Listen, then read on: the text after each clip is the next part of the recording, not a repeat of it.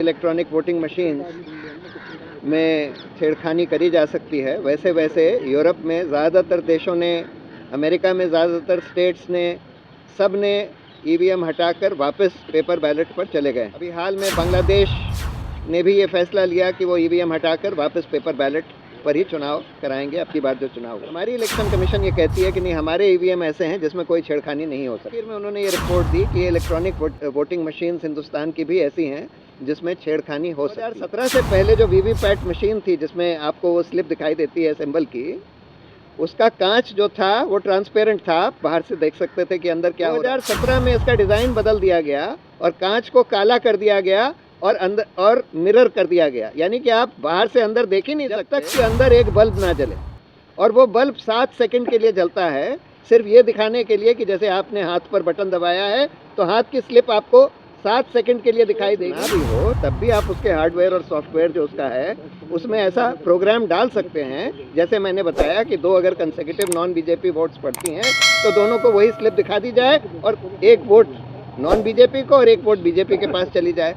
ऐसा प्रोग्राम आसानी से डिज़ाइन किया जा सकता है। यही बात सिटीजन्स कमीशन ने भी कही। कमीशन इस बात को इतना ज़्यादा रेजिस्ट कर रहा है कि हम ना तो आपको मशीन को देखने देंगे और ना ही हम पेपर स्लिप आपके हाथ में देंगे वहाँ डालने के लिए, ना ही हम वीवीपैट की पूरी काउंटिंग करेंगे। सब चीज़ों को वो लोग रेजिस्ट तक जा रहे हैं कि मैंने उस आदमी ने जिसने डेमोन्स्ट्रेशन दिया था उसका वीडियो अपने एक ट्वीट में डाल दिया और सरकार ने ट्विटर को लिख दिया कि भाई इस ट्वीट को हटा दें। जो भी जना ये वीडियो डाल रहे हैं कि भाई इस तरह से ईवीएम का मैनिपुलेशन हो सकता है, ट्विटर, फेसबुक वगैरह सब वो पोस्ट को हटा। इस हद तक सरकार जा रही है कि लोगों को, जनता को ये दिखाने भी नहीं दे रही, बताने भी नहीं दे रही कि भाई इस तरह से ईवीएम का मैनिपुलेशन हो सकता है। इलेक्ट्रॉनिक वोटिंग मशीन्स का मसला पूरे दुनिया में चर्चित रहा है और जैसे जैसे इसकी समझ बढ़ती गई कि इलेक्ट्रॉनिक वोटिंग मशीन में छेड़खानी करी जा सकती है, वैसे वैसे यूरोप में ज़्यादातर देशों ने, अमेरिका में ज़्यादातर स्टेट्स ने, सब ने ईवीएम हटाकर वापस पेपर बैलेट पर चले गए। अभी हाल में बांग्लादेश ने भी ये फैसला लिया कि वो ईवीएम हटाकर वापस पेपर बैलेट पर ही चुनाव कराएंगे। अब की बार जो चुनाव हुआ, उधर जर्मनी के तो कॉन्स्टिट्यूशनल कोर्ट ने आदेश ही दिया पूरी सुनवाई करके कि ये इलेक्ट्रॉनिक वोटिंग मशीन से छेड़खानी हो सकती है, इसलिए पेपर बैलेट से ही चुनाव करवाए। हमारी इलेक्शन कमीशन ये कहती है कि नहीं, हमारे ईवीएम ऐसे हैं जिसमें कोई छेड़खानी नहीं हो सकती। इस पर मदन लोकुर साहब के नेतृत्व में, जो कि पूर्व सुप्रीम कोर्ट के जज थे, एक सिटीजन्स कमीशन आयोजित हुआ जिसमें कि दुनिया के सबसे बड़े बड़े एक्सपर्ट्स, इलेक्ट्रॉनिक्स, कंप्यूटर्स, ईवीएम्स के सबसे बड़े बड़े एक्सपर्ट्स ने आकर डिपोज किया और आखिर में उन्होंने ये रिपोर्ट दी कि इलेक्ट्रॉनिक वोटिंग मशीन्स हिंदुस्तान की भी ऐसी हैं जिसमें छेड़खानी हो सकती है। तो इसलिए ये मांग बार बार उठ रही है। देखिए, सुप्रीम कोर्ट ने कई साल पहले ये आदेश दिया कि इलेक्ट्रॉनिक वोटिंग मशीन के साथ आप पेपर ट्रेल भी लाइए, क्योंकि जब तक पेपर ट्रेल नहीं होगी तब तक हम ये नहीं कह सकते कि भाई जितने लोगों ने जिसको वोट दिया उतने ही रिकॉर्ड हो रहे हैं कि नहीं हो रहे। और उसके बाद ये वीवीपैट मशीन्स आई। अभी तक वीवीपैट में सिर्फ 2% वीवीपैट मशीन्स के पेपर स्लिप्स की काउंटिंग करी जा रही है। ये बार बार डिमांड किया गया कि भाई सारे वीवीपैट स्लिप्स को काउंट करिए, सिर्फ 2% क्यों? इलेक्शन कमीशन कहता है नहीं, उसमें 2 दिन और लग जाएंगे चुनाव होने, नतीजे आने में। अरे भाई, आप वैसे भी काउंटिंग जो है चुनाव होने के 1-1 महीने बाद करते हैं, 7 फेजेस में इलेक्शन करते हैं, 7-8 फेजेस में इलेक्शन होते हैं, तो 2 दिन और लग जाएंगे तो क्या बड़ी बात हो जाएगी। लेकिन वो कहते हैं कि नहीं, हम नहीं काउंट करेंगे। लेकिन मैं ये पहले मानता था कि अगर सारे वीवीपैट काउंट हो जाएं तो उसके बाद फिर रिज़ल्ट फ्री एंड फेयर हो जाएगा। लेकिन हाल में मैंने देखा, किसी ने आकर मुझे डेमोन्स्ट्रेट किया, एक डमी वीवीपैट मशीन लाए, एक डमी ईवीएम बनाया, एक डमी कंट्रोल यूनिट बनाया और उन्होंने दिखाया कि अच्छा, ये बात मैंने रजिस्टर नहीं करी थी कि 2017 में वीवीपैट मशीन का डिज़ाइन बदल दिया गया। 2017 से पहले जो वीवीपैट मशीन थी जिसमें आपको वो स्लिप दिखाई देती है सिंबल की, उसका कांच जो था वो ट्रांसपेरेंट था, आप बाहर से देख सकते थे कि अंदर क्या हो रहा है।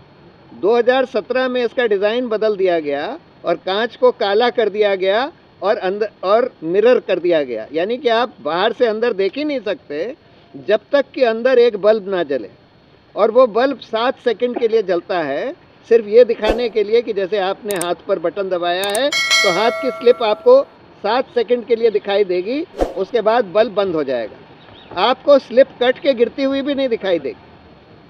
तो जो साहब आए उन्होंने मुझे डेमोन्स्ट्रेट किया कि हम बड़े आसानी से वीवीपैट को ऐसे डिज़ाइन कर सकते हैं कि अगर दो एक के बाद एक दो जनों ने एक ही जने को, एक ही कैंडिडेट को वोट दिया, एक ही सिंबल पर वोट दिया, तो वही स्लिप जो पहले जने को दिखाई गई वही स्लिप दूसरे जने को भी दिखा दी जाएगी। वो कट के नहीं गिरेगी, क्योंकि 7 सेकंड के बाद बल्ब जो है बुझ जाता है। उसका डिज़ाइन ही ऐसा है कि बुझ जाता है, फिर आपको कुछ नहीं दिखाई देता कि वो स्लिप गिरी, कट के गिरी कि नहीं गिरी, या वही स्लिप वहीं पर है। तो दूसरे जने ने अगर उसी सिंबल पर वोट दिया तो आपको वही पर्चा दिख जाएगा जो पहले जने को दिखाया गया, और जैसे ही लाइट बंद होगी तो ये पर्चा कट के गिरेगा और एक और पर्चा दूसरे किसी सिंबल का कट के गिर जाएगा। अब जो कंट्रोल यूनिट में जो काउंटिंग होती है वो तो वीवीपैट से ही सिग्नल जाता है, वही काउंट होएगी। तो वीवीपैट ने, चाहे दोनों जनों ने मान लीजिए कांग्रेस को वोट दिया, लेकिन वीवीपैट ने एक स्लिप कांग्रेस की प्रिंट करी और वही स्लिप दूसरे को भी दिखा दी, और उसके बाद एक स्लिप मान लीजिए भाजपा की प्रिंट करी, और यही चीज़ कंट्रोल यूनिट में भी रिकॉर्ड हो जाएगी। तो वीवीपैट की अगर हम पूरी काउंटिंग कर भी लें, वो ईवीएम से मैच हो जाएगा, लेकिन फिर भी मैनिपुलेट हो सकता है। इसलिए अब ये डिमांड हुई है, इंडिया अलायंस ने भी ये डिमांड करी है कि भाई ये जो स्लिप वीवीपैट की गिरती है वो आप लोगों के हाथ में दे दीजिए। उसको आसानी से आप थोड़ा सा रीडिज़ाइन करने की ज़रूरत है वीवीपैट को, कि जो स्लिप कट के गिरती है हाथ में दे दीजिए और उसको एक दूसरे बैलेट बॉक्स में डाल दे वोटर, और फिर आप उस बैलेट बॉक्स की काउंटिंग कर लीजिए। वो तो उसमें अगर आप बार कोड लगा दें तो उसकी काउंटिंग फट से मशीन से भी करी जा सकती है, और वैसे भी अगर आप उसको मैनुअली भी काउंट करेंगे तो एक दिन में सारी काउंटिंग आसानी से हो सकती है, उसमें कोई डिले होने की भी बात नहीं है, ज़्यादा से ज़्यादा कुछ घंटे का डिले हो। तो इसको इलेक्शन कमीशन बिल्कुल मान ही नहीं रही। उनसे एक और डिमांड करी गई है कि भाई आप हमारे इंडिपेंडेंट एक्सपर्ट्स को इसका हार्डवेयर सॉफ्टवेयर देखने दीजिए मशीन का, क्योंकि देखिए ये मशीन्स में वीवीपैट में भी कंट्रोल यूनिट में भी हार्डवेयर भी होता है और उसी हार्डवेयर में सॉफ्टवेयर भी होता है। इलेक्शन कमीशन कहती है कि नहीं, इसमें ब्लूटूथ नहीं है तो बाहर से कोई डिवाइस उसमें कनेक्ट नहीं कर सकता। ब्लूटूथ ना भी हो तब भी आप उसके हार्डवेयर और सॉफ्टवेयर जो उसका है उसमें ऐसा प्रोग्राम डाल सकते हैं, जैसे मैंने बताया कि दो अगर कंसेक्यूटिव नॉन बीजेपी वोट्स पड़ती हैं तो दोनों को वही स्लिप दिखा दी जाए और एक वोट नॉन बीजेपी को और एक वोट बीजेपी के पास चली जाए। ऐसा प्रोग्राम आसानी से डिज़ाइन किया जा सकता है। यही बात सिटीजन्स कमीशन ने भी कही थी, और इसीलिए ये सवाल उठ रहा है कि क्यों ये सरकार और उनका इलेक्शन कमीशन इस बात को इतना ज़्यादा रेजिस्ट कर रहा है कि हम ना तो आपको मशीन को देखने देंगे और ना ही हम पेपर स्लिप आपके हाथ में देंगे वहाँ डालने के लिए, ना ही हम वीवीपैट की पूरी काउंटिंग करेंगे। सब चीज़ों को वो लोग रेजिस्ट कर रहे हैं, और यहाँ तक जा रहे हैं कि मैंने उस आदमी ने जिसने डेमोन्स्ट्रेशन दिया था उसका वीडियो अपने एक ट्वीट में डाल दिया, और सरकार ने ट्विटर को लिख दिया कि भाई इस ट्वीट को हटा दीजिए। कह रहे हैं जो भी जना ये वीडियो डाल रहे हैं कि भाई इस तरह से ईवीएम का मैनिपुलेशन हो सकता है, ट्विटर, फेसबुक वगैरह सब वो पोस्ट को हटा दें। क्यों इस हद तक सरकार जा रही है कि लोगों को, जनता को ये दिखाने भी नहीं दे रही, बताने भी नहीं दे रही कि भाई इस तरह से ईवीएम का मैनिपुलेशन हो सकता है। तो इसलिए हमारा पूरा लोकतंत्र खतरे में है। मैं ये नहीं कह रहा कि 100% मैं सर्टेनिटी से कह सकता हूँ कि ईवीएम से मैनिपुलेशन हो रहा है, लेकिन इसकी बहुत शंका है, और ये शंका उतनी ही बढ़ती जा रही है जितना इलेक्शन कमीशन ये सब दिखाने को या चेंज करने को रेजिस्ट कर रहा है, जितना सरकार सारे सोशल मीडिया कंपनीज को कह रही हैं कि भाई लोगों को ये दिखाने भी मत दो।